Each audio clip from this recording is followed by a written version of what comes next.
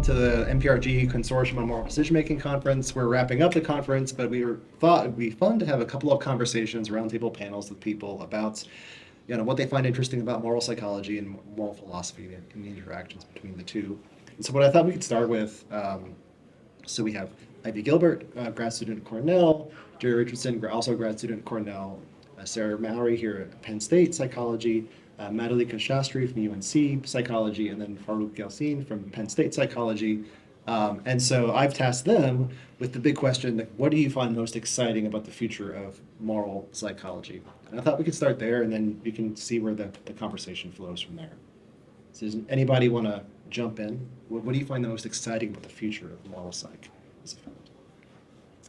I could start. I think it seems like there's an increasing focus on community-oriented work.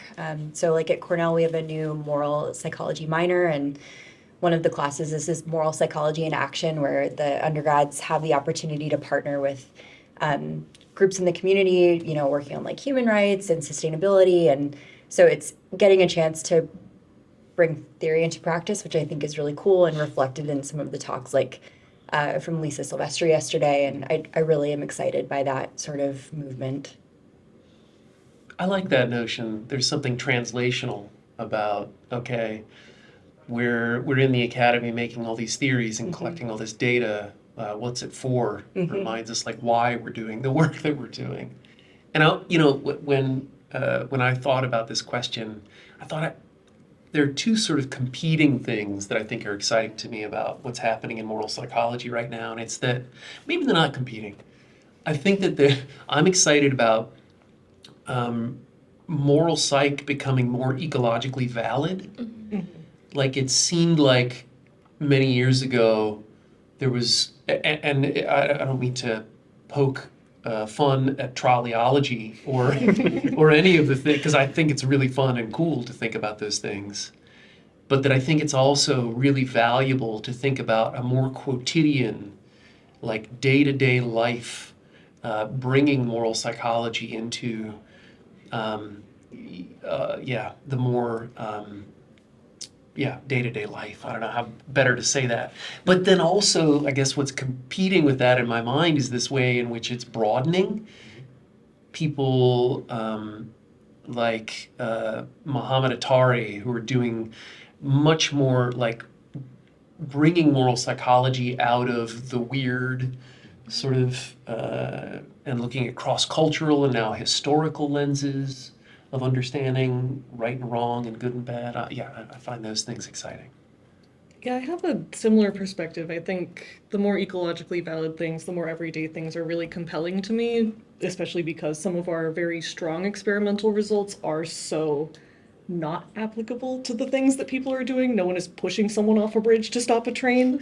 And so I do, hopefully.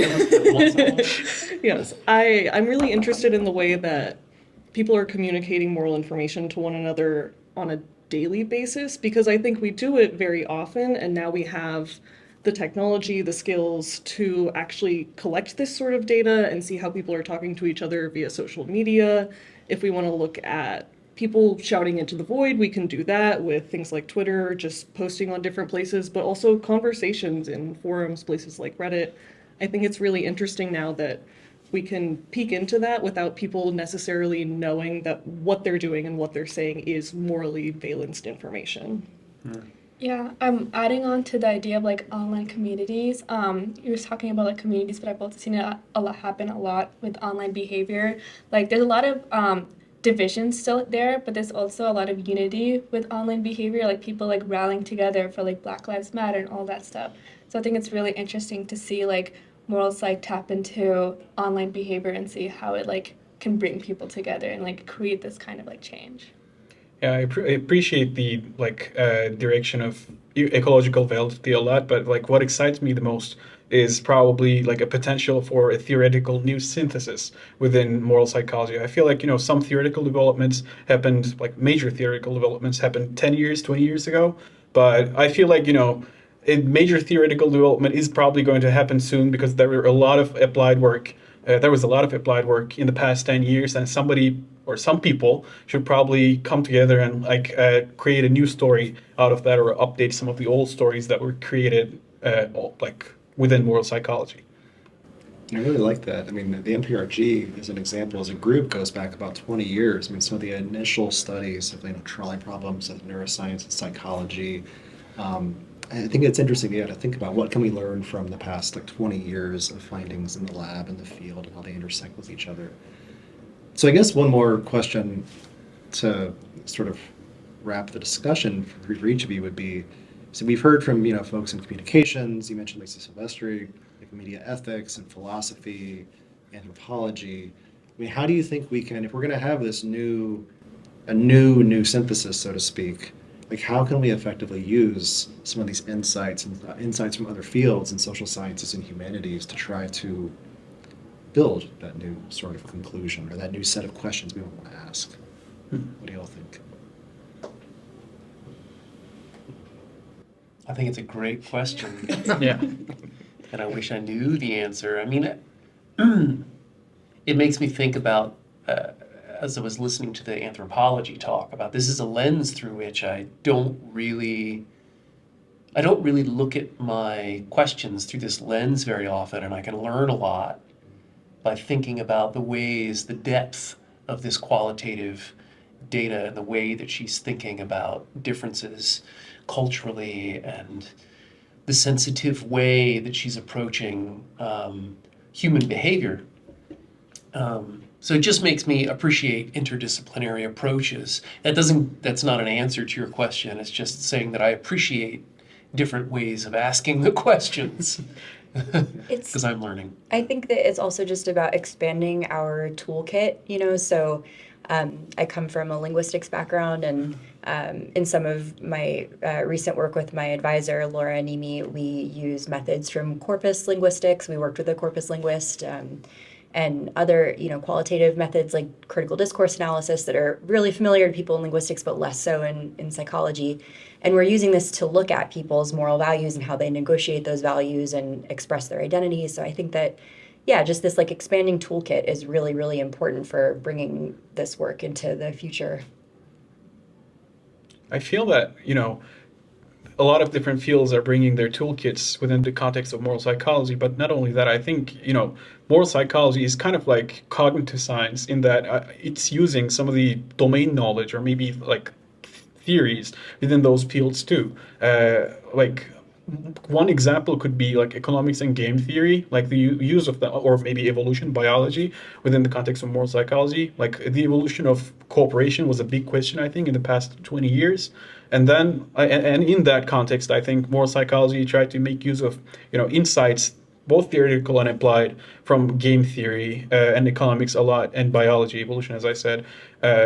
My thinking is probably, a bigger conference like the one on cognitive science in 1970s, I guess, the one that George Miller, Geoffrey, I forgot his name. His surname was Miller. They organized the conference with people from 6 or 7 different major fields, and they came together and wrote a manifesto about what I think cognitive science is. Something like that for moral psychology could also be really interesting, I feel like. But I don't know, maybe that's a dream. I don't know. It's a nice dream. Yeah, thank you. Yeah, I think it's interesting. I've read some older papers actually on cognition that are written by computer scientists, and somehow we moved away from that more cross-disciplinary communication about, well, I have a theory about your field and you have a theory about my field, and let's talk about it and let's see if we believe the same things as each other, or if maybe we can start some sort of discourse. And then people got more and more siloed, and we're really trying to specialize in a very specific thing and a very specific expertise. And now we're seeing these newer opportunities where our program here at least has multiple dual titles that you can pursue. I've met so many people across this university that I would have never had the opportunity to meet before, and I so value the context that they have brought to the table and their expertise, and just knowing that this community is being fostered, and that's something that we're starting to lean towards again, is talking to people who maybe don't have the exact same training as us and seeing does my theory make sense outside of the bubble that I've been living in and this world that we are so entrenched in as psychologists, social psychologists, what have you. And that's part of the goal of the consortium too. It's like to bring people. The consortium's goal is like seeing people who are doing like moral foundations theory work and political science and then sociology, but don't know that they're doing that work. So trying to put these people in conversation with each other is part of what we're trying to do. Yeah, I was gonna say I don't have a straightforward answer for your earlier question, but I think that as a first-year grad student, I'm starting to see more interdisciplinary work that I didn't see much in undergrad, and I'm excited for that to continue.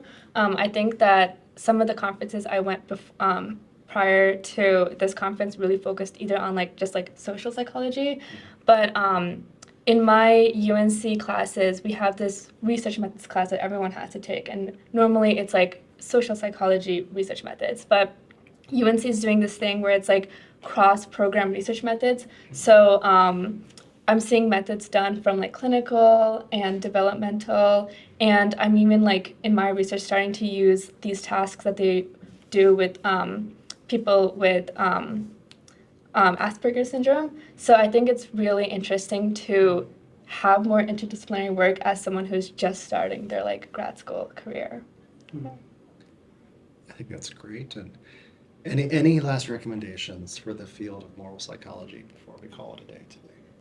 Any last thoughts? You know, I wanted to go back to what Faruk said about like a theory advancement. I have nothing to contribute to the content of a theory advancement, but I do think it's interesting that like I'm a 5th-year grad student and I'm still not sure what morality is and how to measure it. That's meaningful, that absence. And there are, you know, different opinions, you know, cooperation. Is it these moral foundations? Is it, I'm not sure.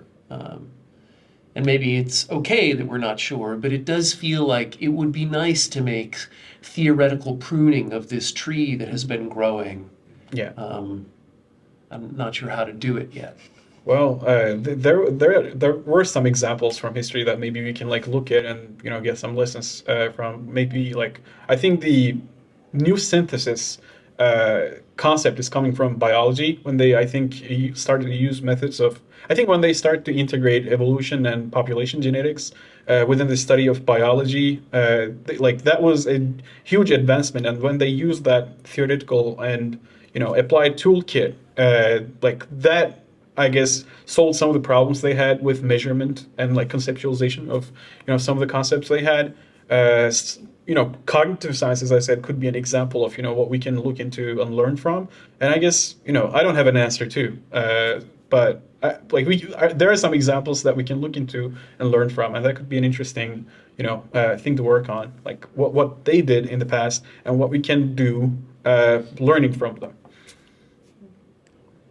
So I think that's a really nice way to end. So I want to thank you all for your time at the end of a long weekend of conferencing. Thanks so much. I really appreciate it. Thank you. Thank you. Thank you.